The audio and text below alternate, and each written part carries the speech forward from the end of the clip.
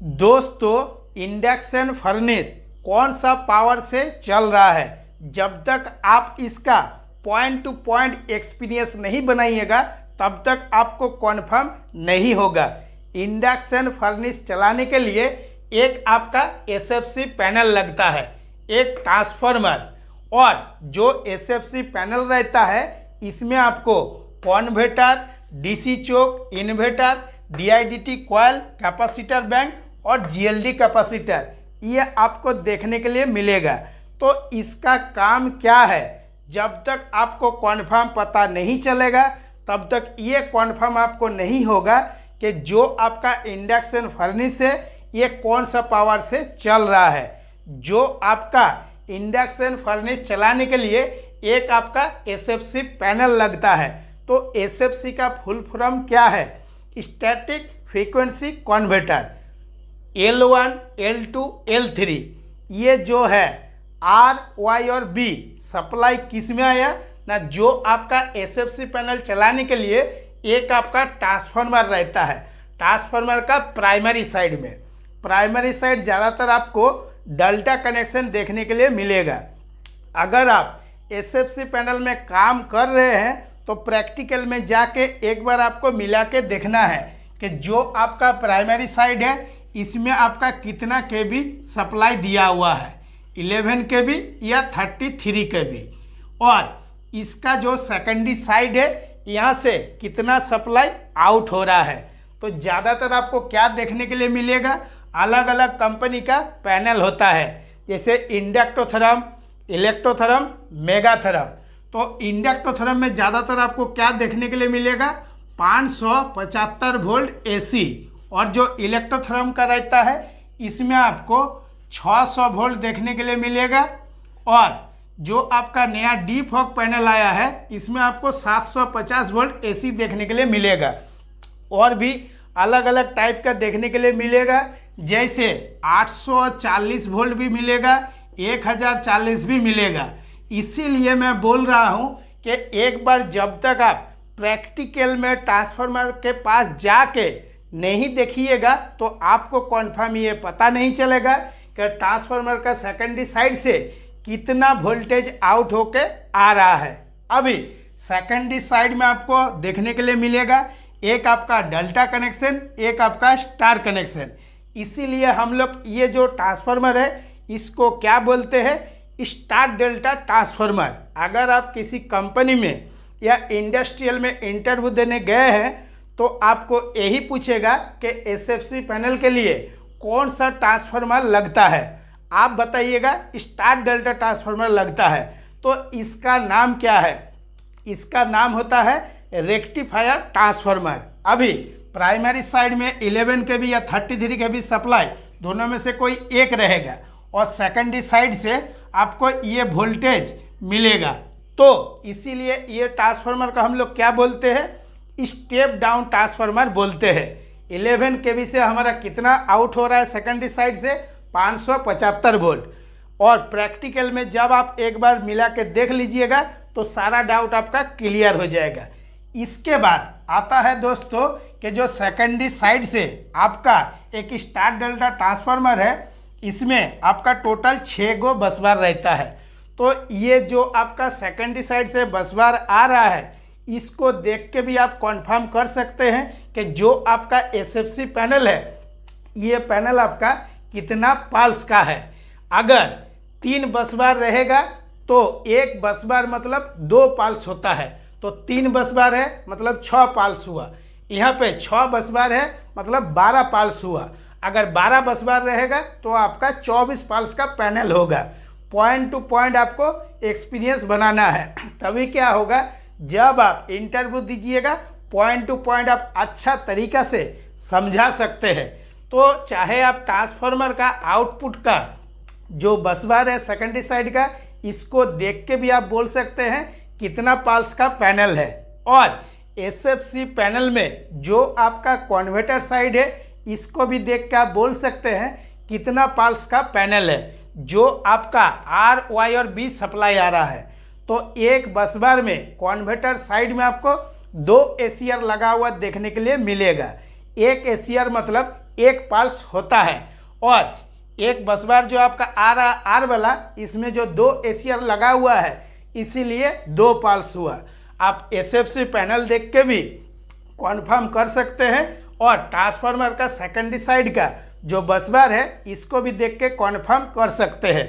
अभी SFC panel का converter side में आपका सप्लाई आया, कितना सप्लाई आया, चाहे 575 वोल्ट हो या 600 वोल्ट हो या 750 वोल्ट हो। तो ये जो आपका 575 वोल्ट एसी है, इसके साथ हमारा फ्रीक्वेंसी कितना है ना, 50 फ्रीक्वेंसी है। अगर किसी भी फ्रीक्वेंसी को चेंज करना है तो पहले आपको क्या करना पड़ेगा, फ्रीक्वेंसी को आपको 0 करना पड़ेगा। जब तक ये फ्रीक्वेंसी आपका 0 नहीं होगा तब तक इस फ्रीक्वेंसी को आप चेंज नहीं कर सकते हैं। तो इसीलिए पहले ही आपका कन्वर्टर साइड में सप्लाई आता है और कन्वर्टर में जो आपका एसीआर लगा हुआ रहता है इसका काम क्या है, एसी से डीसी बनाना। जैसे ही आपका डीसी बनेगा तो डीसी में क्या होता है, फ्रीक्वेंसी होता नहीं है, या आप ये बोल सकते हैं कि डीसी में 0 फ्रीक्वेंसी होता है। इसके बाद आ जाता है डीसी चोक। तो डीसी चोक का काम क्या है ना, ये जो कन्वर्टर से आपका डीसी आया इसमें कुछ एसी का मात्रा रह जाता है, इसी को फिल्टर करके प्योर डीसी बनाने के लिए डीसी चोक हम लोग लगाते हैं। और डीसी चोक के बाद आता है किस में, इन्वर्टर में। तो इन्वर्टर का काम क्या है, फिर डीसी को दोबारा एसी बनाना। तो जो आपका एसएफसी पैनल है और इन्वर्टर तक आपको क्लीन समझ में आ गया है कि किस लिए हम लोग एसी को डीसी कर रहे हैं और डीसी को दोबारा एसी कर रहे हैं। ये जो फ्रीक्वेंसी है इसको चेंज करने के लिए। अभी और एक चीज़ आपको प्रैक्टिकल में मिला के देखना है, चाहे आप 8 टन 10 टन 20 टन 30 टन या 40 टन का एसएफसी पैनल चला रहे हैं, तो एसएफसी पैनल में एक आपका नेम प्लेट दिया हुआ रहता है कि अलग अलग पैनल का अलग अलग फ्रीक्वेंसी होता है। तो प्रैक्टिकल में जब तक आप मिला के देखिएगा नहीं तब तक आपको ये कॉन्फर्म नहीं होगा आप कितना फ्रीक्वेंसी का पैनल चला रहे हैं। इसके बाद आ जाता है आपका डीआईडीटी कॉइल। तो प्रैक्टिकल में हम लोग को क्या देखने के लिए मिलेगा, जो आपका फर्नेस रहता है 2 गो, एक एसएफसी पैनल के लिए 1 नंबर फर्नेस 2 नंबर फर्नेस। इसमें से आप कोई भी एक फर्नेस को चला सकते हैं एक पैनल से। लेकिन अभी जो नया अपडेट आ गया 2023 में 2022 में, इलेक्ट्रोथर्म का डब्ल्यू कनेक्शन देखने के लिए आपको मिलेगा। 2 पैनल रहेगा, 3 फर्नेस रहेगा, उसका भी मैं वीडियो अपलोड करूंगा। 3 फर्नेस में से 2 फर्नेस आपका कंटिन्यू रनिंग रहेगा और एक फर्नेस जो है वो आपका स्टैंड बाय रहेगा। तो इस टाइप से धीरे धीरे जब आप प्रैक्टिकल नॉलेज बनाइएगा तभी आपका क्या होगा, अंदर में जो डाउट है वो क्लियर होगा। जब आप एसएफसी पैनल के बारे में इंटरव्यू देने जाइएगा तो पॉइंट टू पॉइंट अच्छा से आप समझा सकते हैं। और जो मैं बोल रहा हूँ कुछ चीज़ जो है वो प्रैक्टिकल में आपको मिला के देखना है, तभी क्या होगा, अच्छा नॉलेज होगा। तो ये जो आपका डीआईडीटी कॉइल है ये आपका किस लिए लगा हुआ है ना, ये जो आपका फर्नेस चलता है तो प्रैक्टिकल में क्या देखने के लिए मिलता है कि जो आपका फर्नेस में ये कॉइल है, कॉइल का टर्न टू टर्न, इसके बीच में कभी स्पॉन्ज गिर जाता है या स्क्रैप गिर जाता है या कोई कारण से आपका पानी लीकेज होता है, उस टाइम क्या होता है, बहुत जोर से देखिएगा धमाका होता है, दम कर से मारता है। तो इसमें जो आपका जार्क होता है तो यहाँ से क्या होगा, कैपेसिटर बैंक होते हुए डीआईडीटी कॉइल होते हुए जो आपका इन्वर्टर का एसीआर लगा हुआ है, इन्वर्टर को एसीआर को खराब कर देगा। इसीलिए ये जो आपका डीआईडीटी कॉइल किस लिए लगा हुआ है कि जो इन्वर्टर का एसीआर है ये कोई कारण से हमारा खराब ना हो। जब आप प्रैक्टिकल में डीआईडीटी कॉइल को देखिएगा तो देखिएगा इसे गोल गोल घुमा हुआ है, तो ये भी एक रेजिस्टेंस जैसा काम करता है और रेजिस्टेंस का काम होता है प्रतिरोध करना। तो यहाँ से जो जार्क लोड आएगा आते समय जो ये डीआईडीटी कॉइल लगा हुआ है इसको आप एक बार में बोल सकते हैं कि जो इन्वर्टर में एसीआर लगा हुआ है इसका प्रोटेक्शन के लिए हम लोग डीआईडीटी कॉइल लगाते हैं। इसके बाद आ जाता है आपका कैपेसिटर बैंक। कैपेसिटर बैंक का काम क्या है और किस लिए लगाते हैं। तो एक छोटा सा अगर आप बात बोल दीजिएगा उसी में समझ में आ जाता है कि लोड के लिए और पावर फैक्टर के लिए हम लोग कैपेसिटर बैंक लगाते हैं। अभी जो जो पॉइंट मैं आप लोगों को बता रहा हूँ एक एक चीज़ के ऊपर देखिएगा। हम अभी धीरे धीरे जैसे कन्वर्टर का वीडियो बनाए हैं पार्ट 1, 2, 3, तो डीसी चौक का भी वीडियो बनाए हैं, इन्वर्टर का भी बनाएंगे, फिर DIDT कॉइल का बनाएंगे, कैपेसिटर बैंक का बनाएंगे। और ये जो हमने वीडियो बनाए हैं इसमें आपको ये कन्फर्म हो जाएगा कि जो आपका इंडक्शन फर्नेस है वो AC से चल रहा है या DC से चल रहा है। तो ये जो कैपेसिटर बैंक है, कैपेसिटर बैंक होते हुए आपका फर्नेस में जा रहा है। तो इस जगह में दोस्तों जो आपका इन्वर्टर लगा हुआ है यहाँ से आपका AC बना, AC बनने के बाद DIDT कॉइल होते हुए कैपेसिटर बैंक तक आया। बहुत सा पुराना पैनल जो है उसमें अगर आप काम करिएगा तो ये जो कैपेसिटर बैंक है इसमें जो आपका नेम प्लेट लगा हुआ रहता है इसमें आप साफ साफ पढ़ सकते हैं कि AC कैपेसिटर लगा हुआ है।